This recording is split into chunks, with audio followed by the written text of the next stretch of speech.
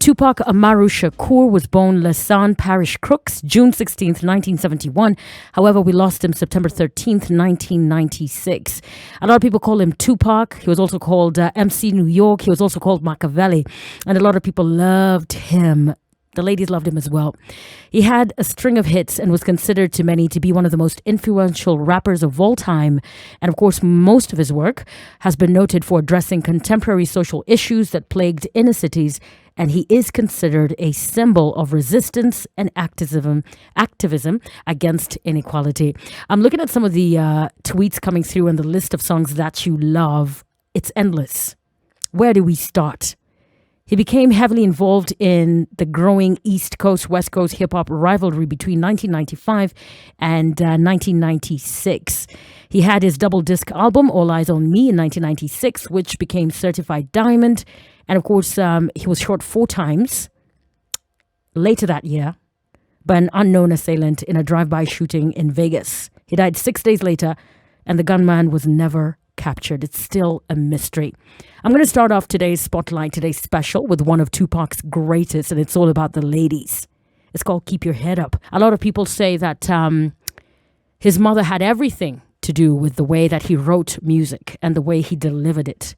A month before Tupac's birth, his mother, Afeni, was tried in a New York City jail as part of the Panther 21 criminal trial.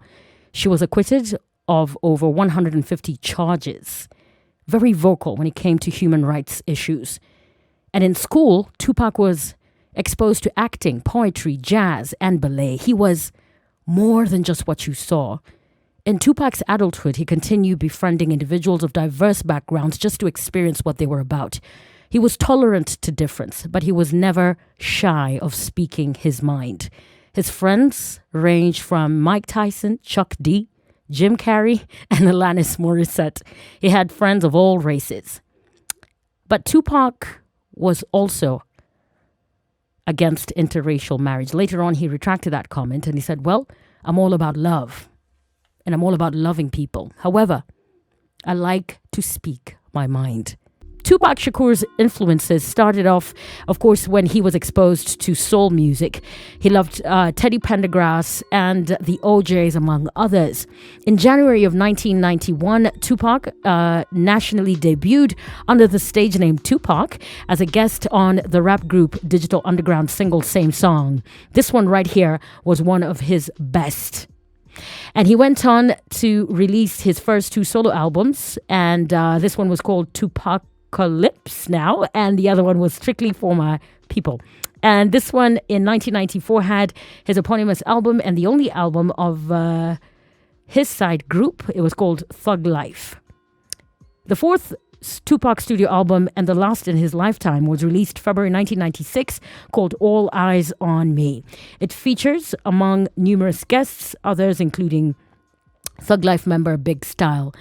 Another solo album was already finished. He had several hits during this time up until 2001 and 2002. There's amazing hits here from Pack Life, Loyal to the Game, Until the End of Time, Still I Rise, the Greatest Hits compilation in 1998, and Are You Still Down? So Tupac Shakur had a relationship with Jada. She didn't even know how to describe it. More like a brother, a friend, a father figure. Jada's been jaded for a very long time. But rumor has it that it had been going down for a long time. And Jada was madly in love with Tupac Shakur.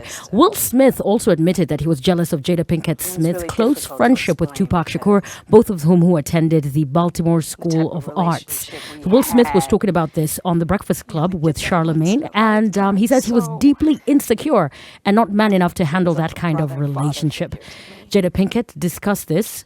She called it a complex relationship with Tupac Shakur during an interview about Whitney and the close friend Robin Crawford in November. You know those people, they tell you, don't worry about that guy. Don't worry about that girl. Those are the people to worry about. So fast forward, Jada is married to Will Smith. They're making news. And today it's all about Tupac. I don't want Jada to steal his shine.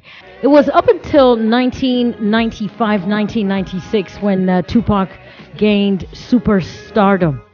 Tupac's 4th studio album, All Eyez on Me, arrived February 13th, 1996. They say standout production, one of the best albums ever.